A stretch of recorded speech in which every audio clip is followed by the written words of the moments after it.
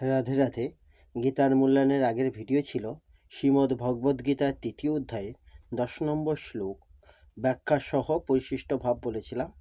আজ 11 নম্বর শ্লোকের অনুবাদ সহ তাৎপর্য করে বলবো। 11 নম্বর শ্লোক সংস্কৃতে বলা হয়েছে, দেবান ভবয় তানেন তে দেবা ভাবয়ন্তুব পরস্পরং ভাবয়ন্তু শ্রেয় পরম বাপসথ। এর অনুবাদ হলো, তোমাদের যজ্ঞ অনুষ্ঠানে প্রীত হয়ে দেবতারা তোমাদেরও প্রীতি সাধন করবেন।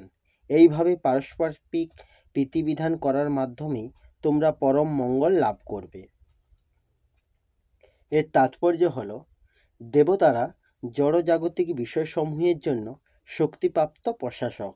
প্রতিটি জীবের জীবন ধারণের জন্য বায়ু, আলো, জল ও অন্যান্য প্রয়োজনীয় বিষয় সরবরাহের দায়িত্ব ন্যস্ত হয়েছে বিভিন্ন দেবদেবীর উপর, যারা পরমেশ্বর ভগবানের শ্রী অঙ্গের বিভিন্ন অংশে স্থিত অসংখ্য সহযোগী স্বরূপ।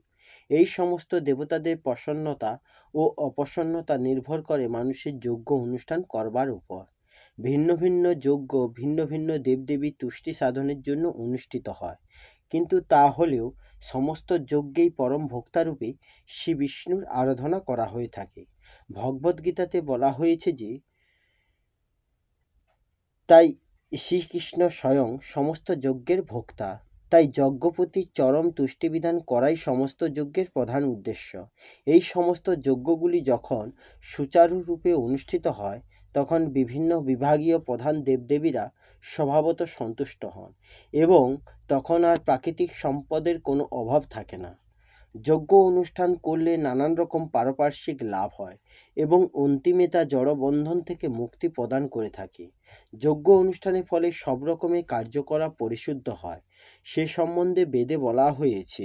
যজ্ঞ অনুষ্ঠান করার ফলে খাদ্য সামগ্রী শুদ্ধ হয় এবং তা আহার করার ফলে জীবের সত্তা শুদ্ধ হয়।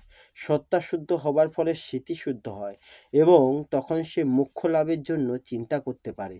আর এসব কিছু সামগ্রিকভাবে আমাদের কৃষ্ণ ভাবনাময় স্তরে উন্নীত করে, যা বর্তমান সমাজের জন্য একান্তভাবে প্রয়োজন। এই হলো শ্রীমদ্ ভগবদ্গীতার 3য় অধ্যায়ের 11 নম্বর শ্লোকের অনুবাদ সহ তাৎপর্য। আসবো পরের ভিডিওতে। রাধে রাধে। জয় শ্রীকৃষ্ণ। জয় গীতা।